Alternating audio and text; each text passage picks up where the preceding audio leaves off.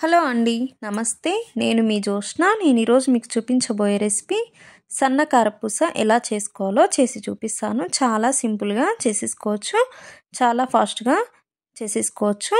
ఈ సంక్రాంతికి ఇలా ఒకసారి ట్రై చేసి చూడండి, చాలా బాగుంటుంది. ఫస్ట్ టైం కనుక మీరు మా ఛానల్ని చూస్తే ప్లీజ్ సబ్స్క్రైబ్ చేసుకొని సపోర్ట్ చేయండి.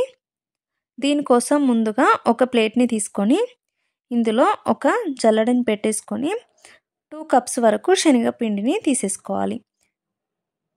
ఈ శనగపిండిని మనము మంచిగా జల్లించుకొని పెట్టేసుకోవాలి.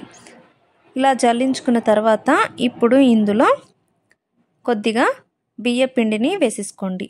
ఒక చిన్న కప్పు వరకు వేసేసుకోండి, సరిపోతుంది. ఇలా బియ్యపిండిని వేయడం వల్ల క్రిస్పీగా వస్తాయి కారపూసలు. ఇప్పుడు ఇందులో 1/2 టీ స్పూన్ వరకు వాము పొడి వేసేసుకోండి. ఇంకా 1/4 టీ స్పూన్ వరకు జీలకర్ర పొడిని కూడా వేసేసుకోండి. ఇంకా టేస్ట్ని బట్టి కారాన్ని వేసేసుకోండి.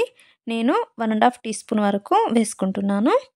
ఇప్పుడు ఇందులో రుచికి సరిపడా సాల్ట్ని కూడా వేసేసుకోండి. ఒక 1 టీ స్పూన్ వరకు వేసేసుకోండి. ఇంకా కొద్దిగా పసుపును కూడా వేసేసుకొని ఇప్పుడు ఒకసారి పిండిని మొత్తాన్ని ఇలా కలిపేసుకోండి.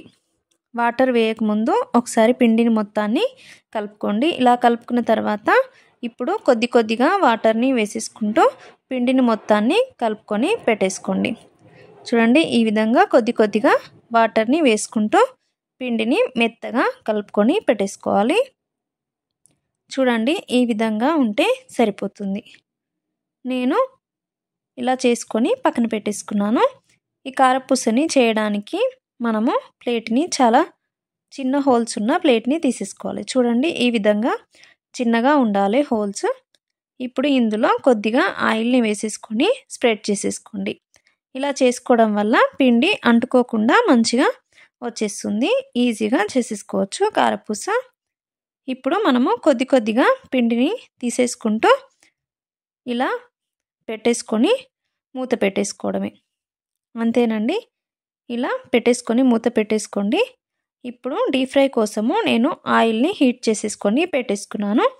ఆయిల్ మంచిగా హీట్ అవ్వనివ్వాలి.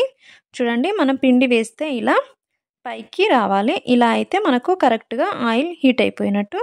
ఇప్పుడు మనము కారపూసని చేసేసుకోవడమే. ఇలా డైరెక్ట్గా ఆయిల్లోనే వేసేసుకోండి. ఇలా కష్టంగా ఉంటే మీరు ఒక ప్లేట్ మీద వేసేసుకొని చేసేసుకోవడమే. ఇలా రౌండ్గా తిప్పుకుంటూ చేసుకోండి. చూడండి, ఇప్పుడు మనము దీనిని ఇంకో సైడ్ కూడా టర్న్ చేసేసుకొని ఫ్రై చేసేసుకోండి. ఇది చాలా ఫాస్ట్గా ఫ్రై అవుతుందండి. ఒక 1 మినిట్ కూడా పట్టదు. ఎందుకంటే మనం సన్న కారపూస చేస్తున్నాం కాబట్టి ఈజీగా ఫ్రై అయిపోతుంది. అందుకే ఫాస్ట్గా ఇంకో సైడ్ టర్న్ చేసేసుకోండి. చూడండి, ఇలా ఆయిల్ పొంగడం అయిపోతే మనకు ఇది ఫ్రై అయిపోయినట్టే. ఇప్పుడు దీనిని తీసేసుకొని ఒక ప్లేట్లోకి వేసేసుకోవడమే. అంతేనండి, ఇలా పిండిని మొత్తాన్ని చాలా ఫాస్ట్గా చేసేసుకోవచ్చు, చాలా సింపుల్గా చేసేసుకోవచ్చు. చాలా క్రిస్పీగా ఉంటాయి. తప్పకుండా ట్రై చేయండి. ఇలా చిన్నపిల్లలకి చేసి పెట్టండి, ఇష్టంగా తింటారు. ఈ వీడియో మీకు నచ్చితే ప్లీజ్ లైక్ చేయండి, కమెంట్ చేయండి.